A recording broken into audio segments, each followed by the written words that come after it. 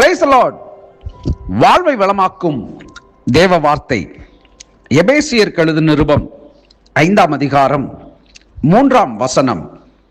மேலும் பரிசுத்தவான்களுக்கு ஏற்றபடி வேசித்தனமும் மற்றெந்த அசுத்தமும் பொருளாசையும் ஆகிய இவைகளின் பேர் முதலாய் உங்களுக்குள்ளே சொல்லப்படவும் கூடாது.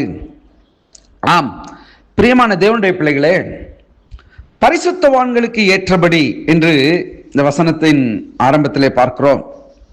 பரிசுத்தவான்கள் யார்? பரிசுத்தவான்கள் உண்மையாக பாவத்திலிருந்து விடுதலை பெற்று கிறிஸ்து இயேசுவை பின்பற்றுகிறவர்களாகி மறுபடியும் பின்னான காரியங்களை நோக்கி அவர்கள் கடந்து போகாதபடிக்கு தன்னுடைய வார்த்தையிலும் நடக்கையிலும் பார்வையிலும் செயல்பாடுகளிலும் தேவனுக்கு பிரீதியாய் தேவனுக்கு பிரியமாய் வாழ்கிற ஒரு மனிதனே பரிசுத்தவான்கள் என்று அழைக்கப்படுவார்கள்.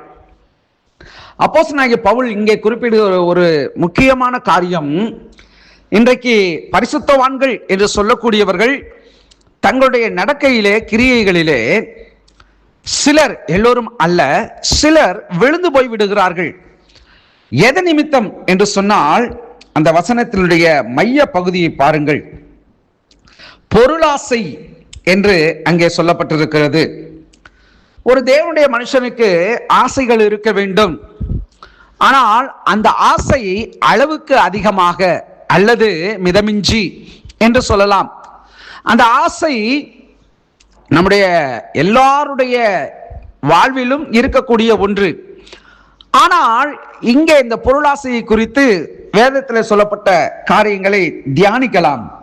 லூக்கா எழுதின சுவிசேஷம் 12ஆம் அதிகாரம் 15ஆம் வசனம் முதல் 21ஆம் வசனம் முடிய பார்ப்போம் என்று சொன்னால், பின்பு அவர் அவர்களை நோக்கி, பொருளாசையை குறித்து எச்சரிக்கையாயிருங்கள்.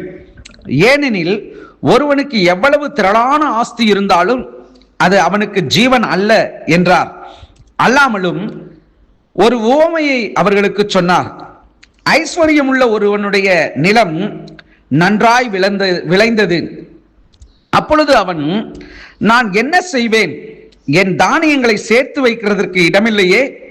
நான் ஒன்று செய்வேன், என் களஞ்சியங்களை இடித்து பெரிதாக கட்டி எனக்கு விளைந்த தானியத்தையும் என் பொருட்களையும் அங்கே சேர்த்து வைத்து, பின்பு ஆத்துமாவே, உனக்காக அநேக வருஷங்களுக்கு அநேகம் பொருட்கள் சேர்த்து வைக்கப்பட்டிருக்கிறது.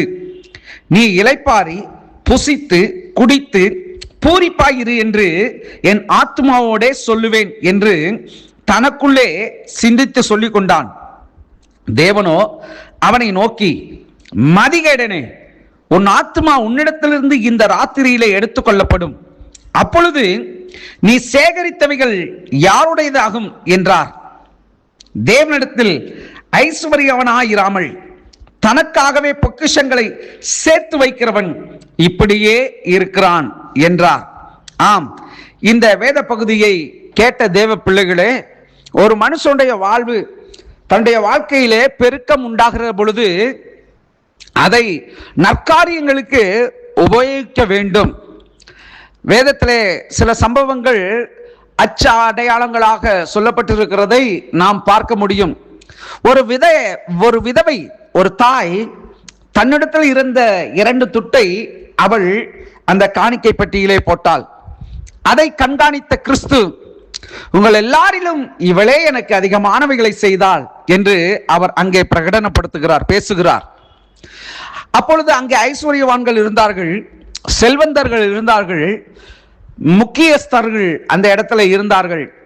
அப்பொழுது இவர் பேசுகிற வார்த்தையை கேட்டு, நாங்கள் எங்களுக்கு உண்டானவைகளிலிருந்து நாங்கள் கொடுத்தோம், இப்படி எல்லாம் அங்கே சலசலப்புகள் உண்டாகிறது. இயேசு கிறிஸ்து அவர் சொல்லுகிறார், நீங்களோ உங்கள் பரிபூர்ணம் அடைந்ததினால், பரிபூர்ணப்பட்டிருக்கிறதினால் நீங்கள் கொடுத்தீர்கள், ஆனால் இவளோ தனக்கு உண்டானவைகளை இவள் செலுத்தினாள் என்று அங்கே பதிவிட்டிருக்கிறதை பார்க்கிறோம். ஆம் பிரியமானவர்களே, ஐஸ்வர்யவான்கள் தங்களுடைய இருதயத்தின் நினைவுகள் அவருடைய வாழ்க்கையில் எப்படி இருக்கும் என்று சொன்னால், அது எஸ்டாப்ளிஷ், அதாவது நான் சொல்ற அந்த எக்ஸ்டாப்ளிஷ் அப்படின்றது, அதாவது பெருக்கம் அப்படின்றது எதை குறிக்குது அப்படின்னு சொன்னா, அவங்களுடைய வாழ்வாதாரத்திற்கும் மற்றவர்களை வாழ வைப்பதற்கும் அது நிமித்தம் கிறிஸ்து கொடுக்கிற ஜீவன், அது நிமித்தம் கிறிஸ்து செய்கிற அற்புதங்கள், அது நிமித்தம் கிறிஸ்து செய்கிற அடையாளங்கள், இவைகளை குறித்து நான் பேசுகிறேன்.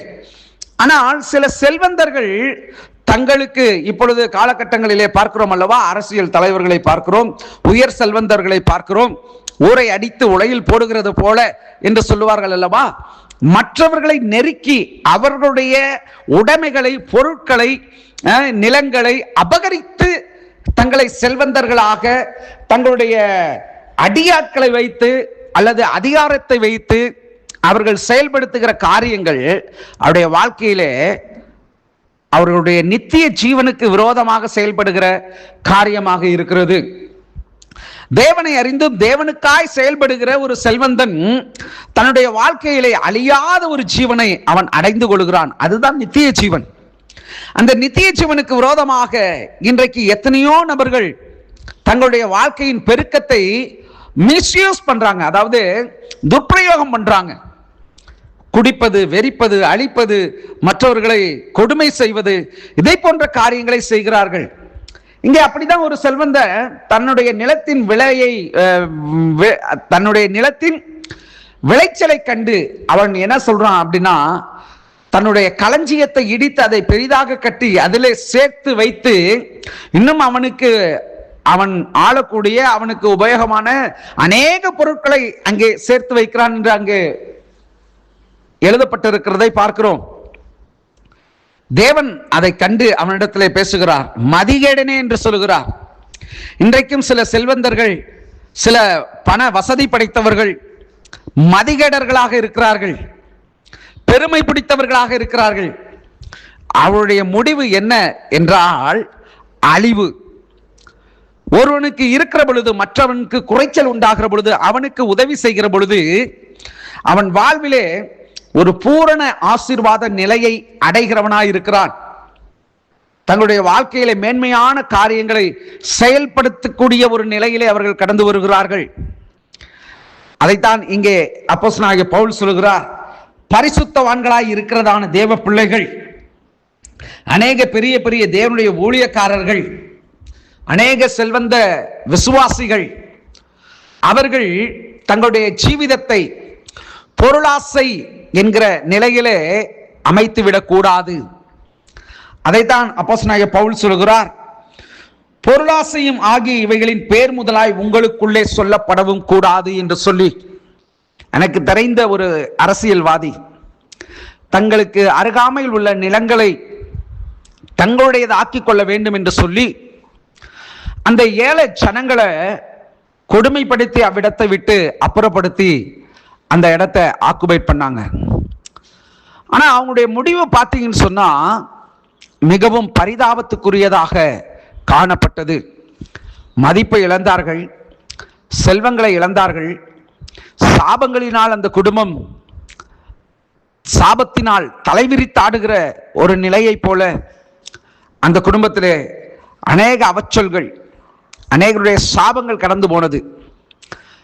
அவர்கள் இன்னும் இப்பொழுதும் அந்த நிலையிலிருந்து தங்களை மாற்றிக்கொள்ளாதபடி அவர்கள் வாழ்ந்து கொண்டுதான் இருக்கிறார்கள். ஏனென்று சொன்னால் அதிகாரத்துவம், ஆணவத்துவம், இதை போன்ற எண்ணங்களை உடையவர்களை தேவன் அங்கே சங்கரிக்கிறவராகத்தான் இருக்கிறார். நான் சொல்லுகிற வார்த்தை அது இருதயத்திற்கு கொஞ்சம் அது சலனத்தை உண்டு பண்ணக்கூடியதாக இருக்கும். ஆனால் இதுதான் உண்மை. மனுஷன் எதை விதைக்கிறானோ அதை அறுப்பான் என்று வேதம் பதிவிட்டு இருக்கிறது. ஆகவே தேவ பிள்ளைகளே, நீங்கள் பரிசுத்தவான்களாக நீதிமான்களாக இருப்பது ஒரு பெரிய ஆச்சரியம் அல்ல. உங்கள் வாழ்க்கையிலே அதற்கு ஏற்றாற் போல நீங்கள் நடந்து கொள்ளாவிட்டால் உங்கள் வாழ்க்கையிலே எவைகள் இருந்தாலும் அவைகளால் உங்களுக்கு ஒரு பிரயோஜனமும் இல்லை. நாம் செபிப்போம்.